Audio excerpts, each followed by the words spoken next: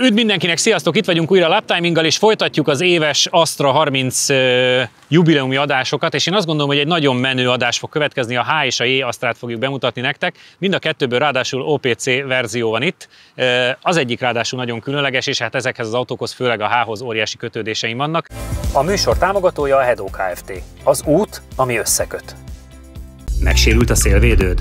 Az Ixon Kft. Nálad a helyszínen megjavítja. Reklámépítészeti megoldások 20 éve a G-Ban Partners Kft-től. Támogatunk a játéknet.hu. Játékok bombaáron a netről, akár másnapra.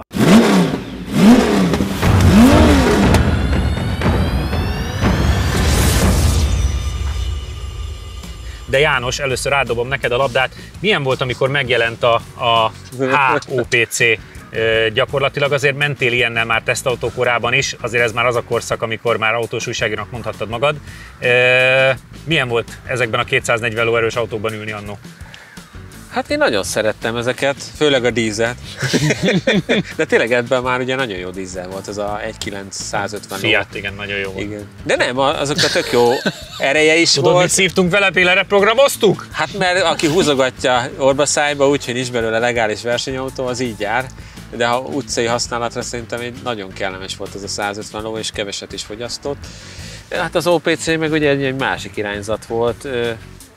Nekem ugye az előtte OPC is már tetszett, de azért ezek, ugye az előzőben szívót vezettem, ebből már ugye volt turbo is, és akkor az nekem az egy ilyen új élmény volt, hogy ezek már haladnak, de hát a mögötted lévő az volt az egy, ami tényleg nagyon ütős volt már.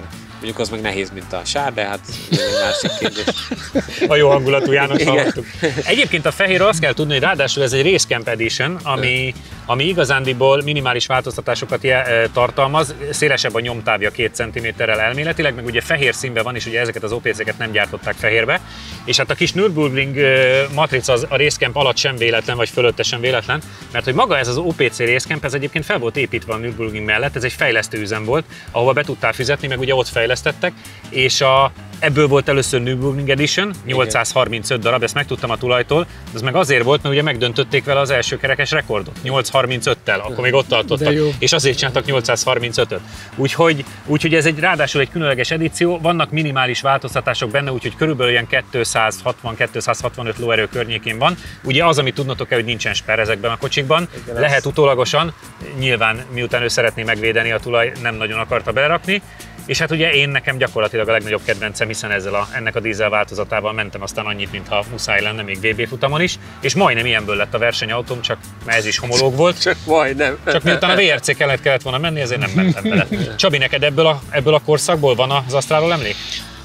Minimális, az az igazság. Akkor már ivott. A két autó, egyébként ha versenyautó részét nézzük, nem tudom, azt tudtátok-e, de hogy abból a fajtából majdnem lett az újkori magyar Astra kupa, tehát akkor is előre haladott tárgyalások voltak, és az utolsó utáni pillanatban lett visszafújva, akkor ugye volt belőle egy ilyen 1.8-as 125 lóerős verzió, és pont egy ilyen 3 ajtós, emlékszem, még az Opeltől én hoztam el, és akkor ott a műhelyben öcsiék nézegették mindent, tehát hogy tudom, hogy ott konkrét tárgyalások voltak, hogy akkor egy új Astra kupát, és sajnos le lett fújva büdzséokokból, tehát majdnem még híresebb lett az autó Magyarországon is, de végül nem.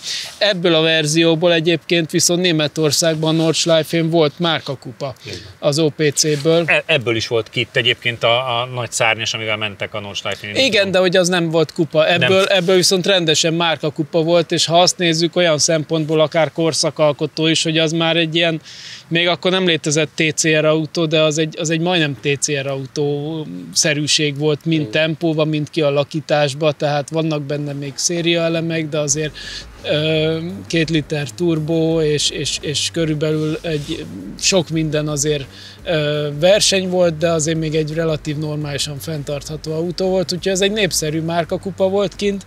Meglepően gyorsak voltak az autók, ugye, hogy nagyon széles, ugye ezt már mikor fejlesztették, akkor is sokat tesztelgették a Nürburgringen, hogy tényleg jó köridőre menjenek rá, ugye akkor tájt kezdődött el ez a köridő versenyzés, hajhászás így az első kerekesek között is, nem csak az abszolútba, úgyhogy szerintem ő az első olyan generációs Astra, ami már arra is ki volt hegyezve, hogy akár egy ilyen versenyautó alapnak is jó legyen. Játsszuk le, hogy ki kezd a fehérrel, nyilván melegítsétek meg, és akkor megnézzük, hogy mit tud. Kicsorbult, te döntesz. Megyek én. Menjél, melegítgesd meg nyugodtan, és akkor én addig nézegetek hozzá időeredményeket. Ugye a legjobb OPC eredményünk az szerintem az ilyen kasznis, az IE, ugye? Igen. Az, amivel még nagyon gyermekkorunkban mentünk. 47-0 körül. 47-800. A 47-0 az a izé, az a Peugeot, tudod? 47-800, és az a legjobb utcai Opelünk egyébként. Rosszat mentünk vele, felháborító. És utána pedig már 49-600-ban Astra F pályautó van, és utána pedig szintén a J-ből a GTC dízel 50,800. Tehát hogy azért azt gondolom, hogy ilyen 48-49-es idők lesznek ma. Azt nagyon sajnálom egyébként, hogy ebbe a visszatekintésbe a Csabiéknek a régi, vagyis igazából Adrinak a régi Astraját nem tudtuk. Ami ugye egy F volt, de hát agyonhúzva már. Az egy zseniális. Az a kis túrát lehetett abszolút benyerni. Hát simán, sőt. Az 2-0-0-2 volt a pályacsúcs, amit mentem vele a Hungaroringen. 2-0-0. Az igen. Egy időmérő. Mondjuk utána el is bukkant a motor. Húzd az ablakot? A sportgombot tartsd nyomva jó sok másodpercig, amíg ki nem írja, hogy űrkilövés. Jó. Jó. Kiírt mindent? Villog? Csörög? Egy sárga ikon világít. Sárga ikon elég lesz? Innentől mindjárt más. Mert ugye így keményíti a futóművét is, jobb a gázreakciója. Emlékszem, még nekem is nyomkodni kellett a dízelen, úgy de röhögtünk rajta. Nagyon fiús hangja van. Nagyon.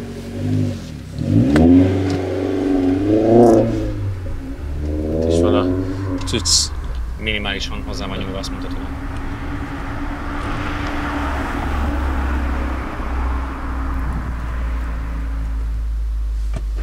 kicsit az orrán ül. Szóval az Astra, az más időt ment volna, ilyen űridőt, kb. Szerintem az ami lett egyébként az a kocsival? Hát eladták. Szerintem a motorja az a Rallycross bajnokságba került, és a kasznik meg szerintem utána valaki megvette, és inkább ilyen hobbiautóként. Abban ugye az volt a spéci, hogy annak a futóműve is egyedi volt, mert azt az öcsi újra tervezte. Aha. És emiatt ilyen egyedi, ilyen cső futóműve. Nagyon durva volt az egész autó. Egyrészt, hogy ott le van víve a minimum súlyra, ami ilyen 800 kg alatt volt a kocsi. És ha jól emlékszem, az 1.6-os szívon 2.15 volt lóerőben, és ilyen 9-eket elforgott. Atyavilág.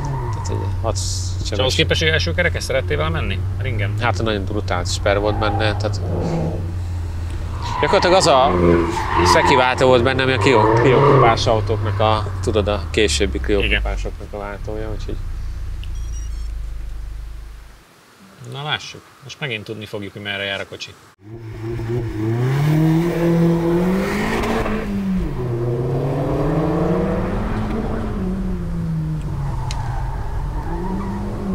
Kicsit, hogy megmozdult a hátulja. Igen.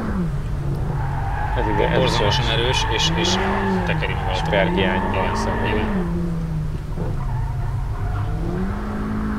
És milyen érzés így látni a egykori versenyautódat így külön akar így száguldani? Rendesen ilyen szentimentális. Tényleg mi lett a versenyautó itt a... Kérlek szépen, most nem olyan régen a forgatás előtt pont rám írtak, hogy a G-t ezt árulják megint, valahol Miskolcon, és a hát meg tudjuk, hogy megvan, és azt majd meg is kapjátok valamikor a dízelt. Tehát na, akkor valaki a G-t is ajánlja fel, az milyen szép lenne.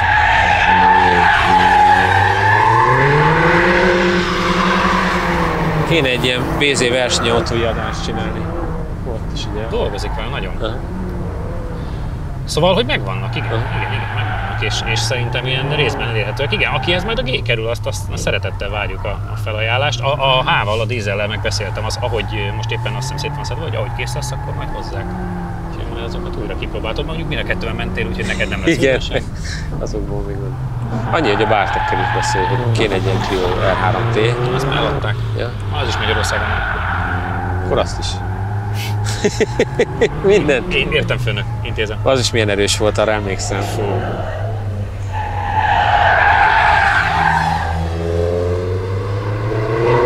Most megpróbált már nem nem aláváltani. Igen. Mindent kipróbált, hogy neked jobb lehessen. Ja. Sökör 51,943. Igen, a G-vel van egy szinten, pont ezt akartam mondani, hogy nem fog tudni túl sokkal jobbat menni. 1/10 van a G mögött, mivel ugye nemrég mentünk, és 2 körön pedig, a 2 körön már azért megveri 4/10 a G-t.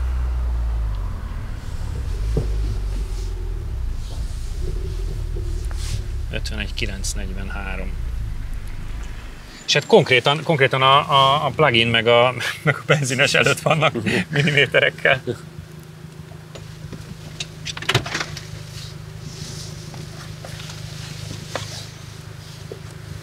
Azért láttuk, hogy harcolsz, na. Igen, tehát ilyen küzdősportolóknak. És megpróbáltál mindent, másodikkal, harmadikkal. Harmadik, tehát ezt elárulhatom, most 2-est el lehet felejteni, 3-asba is inkább elforgatja. Olyan erős volt, hogy itt a kigyorsításon a bal kerék az a csíkig jött a füst belőle. Konkrétan. Tehát egy 80 méteren keresztül. Nagyon erős, és leugrik az útról egyből. Tehát, hogy az ezüstszínű kombi is erős volt, de ez sokkal erősebb. Konkrétan az ezüstszínű kombival van 1/10 belül. Tehát. Igen, mert ez sokkal nehezebb vezetni. Tehát az amennyire harmonikus volt, itt például végig 3-asban mentem hátul már második körbe, de így is adagolgatni kell a gázt. Sikánban még ennyire keresztbe hosszában nem érkeztem semmilyen autóval. Tehát ahogy fékezel, és ugye a rázókőhöz odaérsz, össze-vissza elugrál az autó, úgyhogy úgy látom ebbe a korba az volt a sportautó, hogy nagyon erős, nagyon kemény, aztán majd lesz valami, dolgozz vele. János. Megyek dolgozni akkor. Én nekem olyanokat kellett megszoknom a versenyautóba a programozás miatt, hogyha betiltott, akkor menet közben kellett leállítani, hogy gyorsan meg újraindítani. Úgyhogy. Sőt, volt egy olyan időszak, amikor vittünk magunkkal egy laptopot, egy picit, és a Gyuri, a navigátor, az etapon mindig kitörölt a hibakódokat belőle. Tehát rendesen OBD-re volt kötve a kocsi folyamatosan, mert Azért az kemény. nem keveset szenvedtünk vele, de hát ez volt a szépsége. Ez nagyon erős ez az autó, Nagyon. tehát... Látszik is rajta egyébként. Ugye az ergonomia furcsa, annyira közel van a kormány a műszerfalhoz, és annyira távol ülsz, hogy nem azt érzed, hogy benne ülsz az autóba, hanem rajta. Egyébként is ilyen szépen előre van dőlve, ha megnézed. Igen, de hogy az ülés pozíció is inkább olyan furcsa, tehát nem nehezebb egynek érezned magad a kocsival, tehát biztos, hogy nem pont ezt az ülés pozíciót kívánnám magamnak, hogyha ezzel gyorsan kell menni.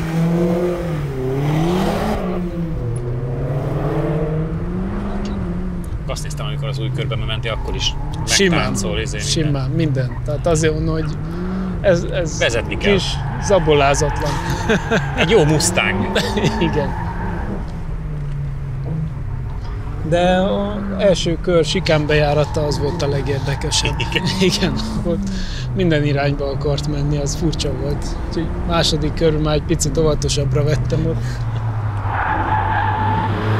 Ha meg harmadik, akkor meg azt láttam, hogy azért beesik nyomás alá, és nagyon sokáig kell várni, nem? Végig 3-as, egész kör, simán. Nem. Így is kijáratnál elcsavargatja az elejét.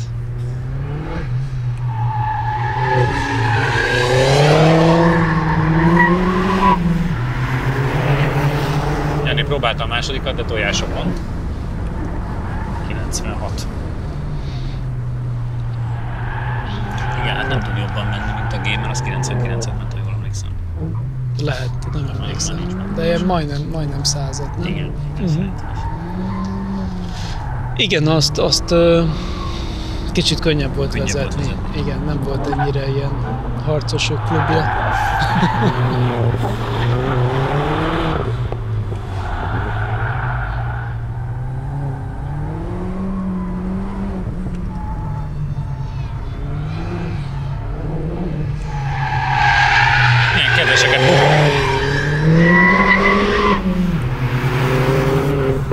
Ereje az van, bődület. Hát az, igen, fölcsavarja az aszfaltot maga alatt. Kör 54,550. Összidő 1 perc 41,314. 54. Tehát Az 3 másodperccel hogy ment lassabbat az egy másik Az első kört még egyszer legyél kedves. Első kör 54,550. Hát az... És az összidő? Kétkörös? És a teljes idő? 1 perc 41,314. Hát hallgassuk meg a Jánost.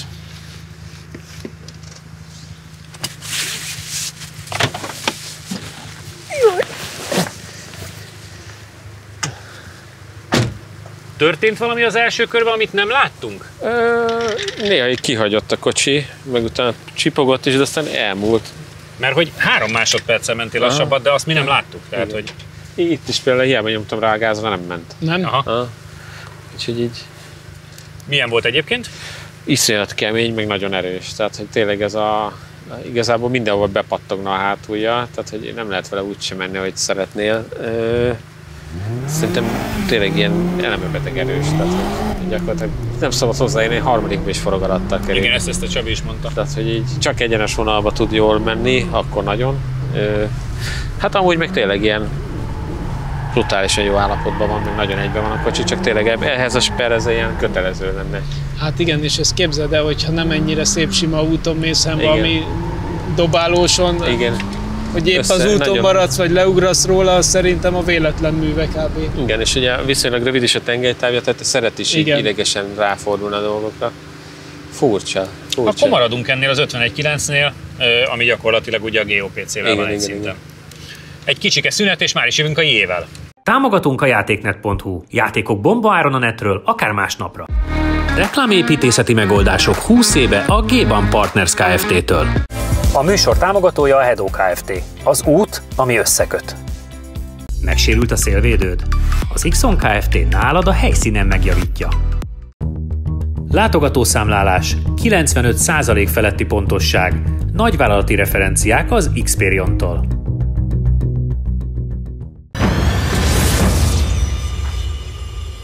És vissza is tértünk, következik a J, amihez már sajnos nincsen versenyzős közöm, mert hát amikor ez jött volna, akkor már mondta az Opel, hogy ezt már annyira nem akarják lehomologizáltatni, de egyébként ettől függetlenül egy nagyon jó autó, és egyébként úgy emlékszem, mentünk ilyennel OPC-vel ebből a formával, még nagyon-nagyon a műsor kezdetén, és az egy nagyon jó eredmény volt, egy ilyen 47-800. János, mit kell tudni erről az Exact autóról? Alapvetően a tesztautó, hogy nagyon szerettem járni, az is inkább szerintem ilyen normál útra bődeletesen erős, ugye 280 lovas. Úgy kellett kapaszkodni benne. Igen, és azzal is azt tudom, hogy a Nordschleife mentek valami jó időt, csak Igen. hát már ez az a korszak, amikor a Megane RS-sel, meg a Civic Type-rel is kezdték komolyan venni a dolgot, és akkor azok ellen már nem volt esélye. De tényleg nagyon jó emlékeim vannak erről az autóról. Ez konkrétan meg mindenben egy kicsit több. Ugye futóműben is van egy kicsi változtatás, kipufogóban is van egy kicsi változtatás, ez kb. Most ilyen 325 lóerőre van programozva.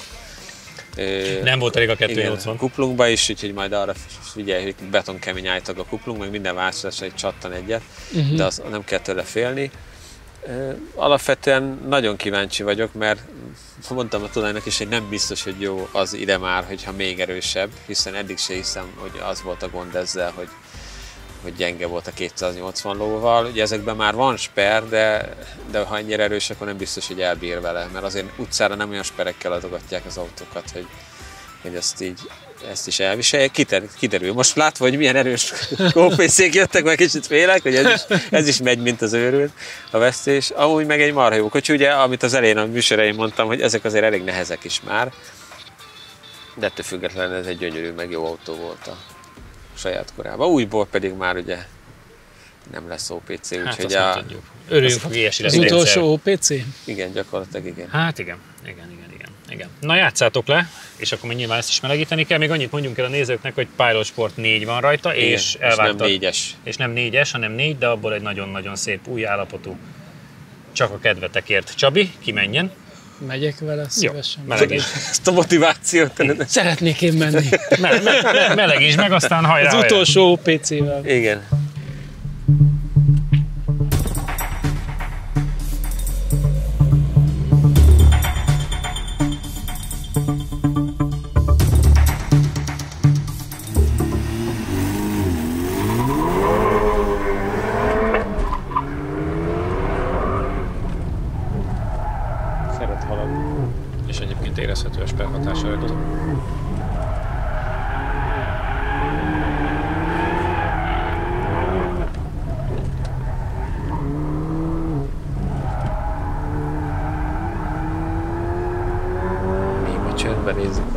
Hát mert én áhítattal nézem. Ott haladott, látsz. Igen. Az egyenest, ezt úgy látom szeretni.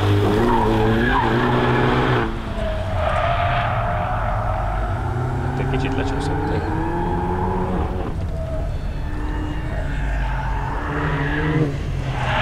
Ez is ortalós érdekes. Igen.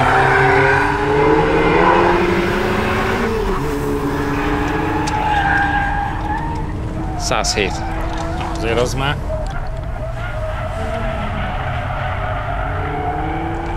Van bele akarat. Igen.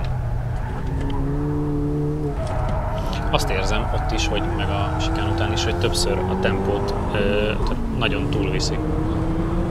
Hogy beesik a kanyarokon.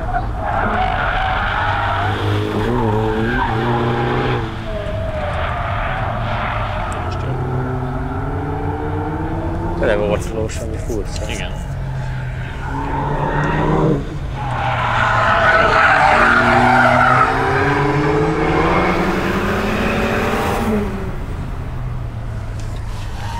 Kíváncsi vagyok azért.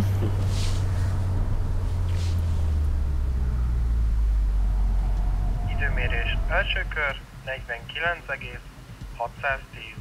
Összidő 1 perc 33,894. Stinger GT-t megveri 2 körön, és az A7 50 TDI-vel van egy szinten.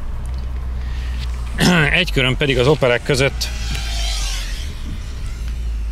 hát a Corsa OPC Nürburgring Edition mögött van, és a 47-800-tal ugye azért Ez is milyen szép illetve. igen, azért közel 2 másodpercet kap.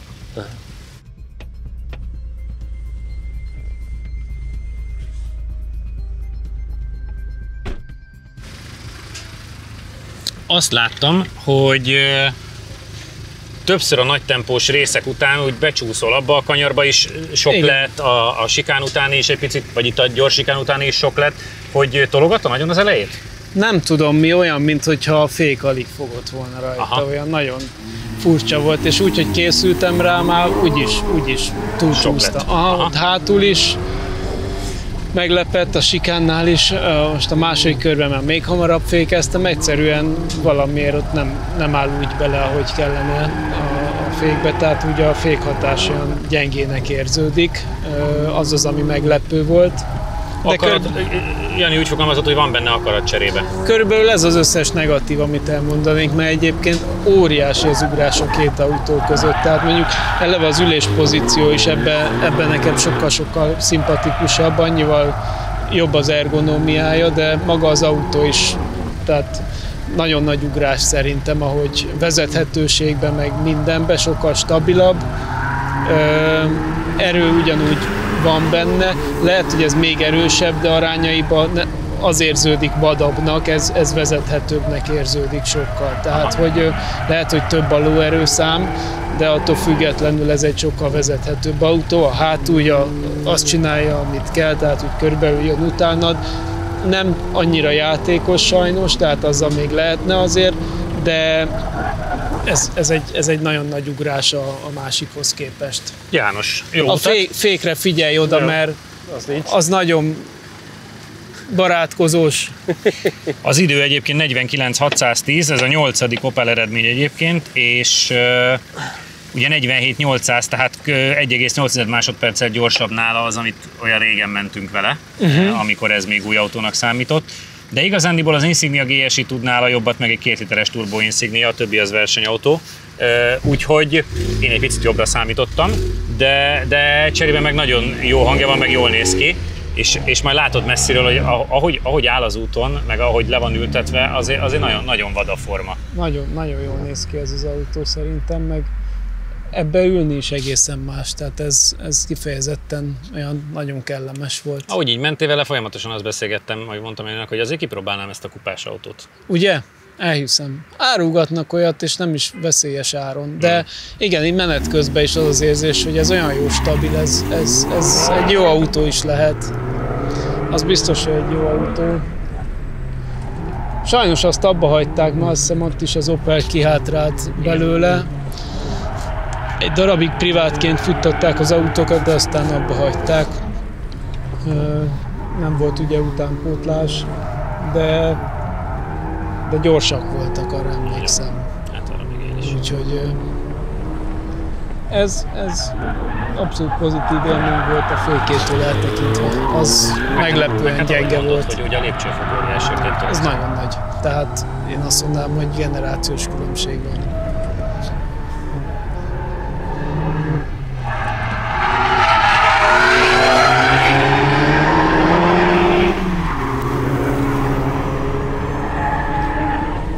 Mennyivel mentek? 103? Te 107-től azt. Igen? Nem véletlenül tudtál a végén befordulni?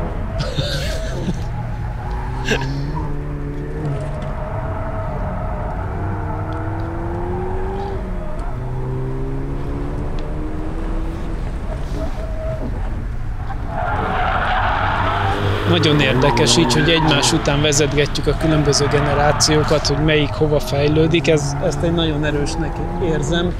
Igaz, az újakból ugye nincsen már OPC, tehát ez hozzátartozik, hogy egy 1.5-ös dízelt, vagy egy 1.2-es benzines turbót nem illik az OPC-hez hasonlítani. De nekünk sikerül. Nekünk sikerült, de akkor is annyira más korszakok. Igen. Ez egy jó korszak, mondjuk úgy. Igen.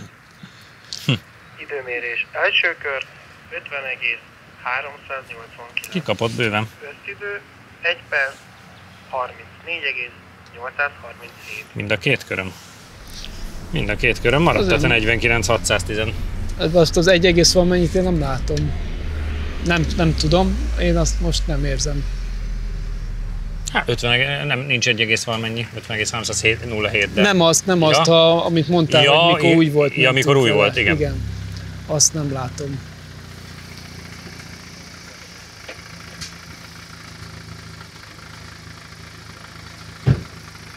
De valaki egy ilyet tud még vásárolni, nem nyúl mellé. Nem nyúl mellé. Hogyha műszakilag rendben van az autó. Kikaptál, de milyen volt az élmény? Furcsa, tényleg arra jöttem rá, hogy szerintem ahol pattog az aszfalt, ott veszél az a fékerőt, főleg a sikánban meg egy. Tehát olyan, de én ott is tovább mentem. Ott is ugye van egy ilyen a féktávon. Igen, de... Ott nagyon hamar fékeztem direkt már, mondtad, meg az, hogy én is az első megzavarna az ABS, vagy valami? Valami, és így ráadásul remeg is a pedál, tehát olyan, mintha elvenni a fékerőt, ugye ezzel úgy kéne megállni, mint a szög. Igen. Főleg úgy, hogy már vezettünk ilyet, meg nekem sokkal ortolósabb, mint amilyen emlékem volt erről a kocsiról, tehát az egész futómű gyakorlatilag nem úgy működik alatta, mint a tesztautó alatt. Úgyhogy az hiába erősebb, mégis így ilyen kínlódó, vagy szenvedősebb valami. Főleg ez, hogy ugye a fékhatás nincs meg hozzá. Úgyhogy furcsa, sokkal szebb emlékeim vannak erről az autóról. Itt most csak az, hogy erősebb, mint amilyen volt. Viszont fordulni nem fordul semmivel se jobban, sőt, én azzal pont emlékszem, hogy én élveztem, hogy így tudtam a hátulját folyamatosan. Ennek stabil a hátulja. Ennek nem. Valahogy a gumi is, most hiába van Michelin rajta, nem éreztem rajta azt a hú de nagy tapadást. Valahogy nekem az sem most nem jött át. Úgyhogy ilyen... Felemás érzések. Igen. És tényleg az, hogy inkább bizonytalan voltam benne, mint az, hogy jól esett volna ezzel, hogy a fék az nem tudod, hogy fog fogni. Ezzel megvolt a 30 éves jubileumnak az összes autója, tehát mind a 6-ot megmutattuk. Most már csak egy dolgunk van várni, azt, hogy az Opel az L-ből hozza valami új sportos változatot. Ha hoznak, akkor természetesen majd azt is kipróbáljuk, akkor is majd legyetek itt velünk, ugyanúgy, ahogy jövő héten is. Addig pedig keressetek bennünket Instán, YouTube-on, Facebookon. Ha pedig az eredmények érdekelnek valakit, akkor töltse el a telefonjára a Laptiming applikációt, abban megtalálja. Köszönjük, hogy ma is itt voltatok, jövő héten találkozunk, sziasztok! Támogatónk a Data Expert. Adatokat csak tiszta forrásból. Professzionális küzdősport és fitness felszerelések a BP Fight-tól. Sütőipari gépek forgalmazása és szervizelése a ProGape Goldex Kft-től. Ülj be te is versenyzőink mellé, és éld át a száguldás különleges élményét a Hungaroringen. Jelentkezz a Phoenix Motorsport elérhetőségein. Ha még nem tetted meg, most azonnal iratkozz fel a csatornánkra. Nyomd meg hozzá a kis csengőt, és így nem maradsz le a Laptiming adásokról sem.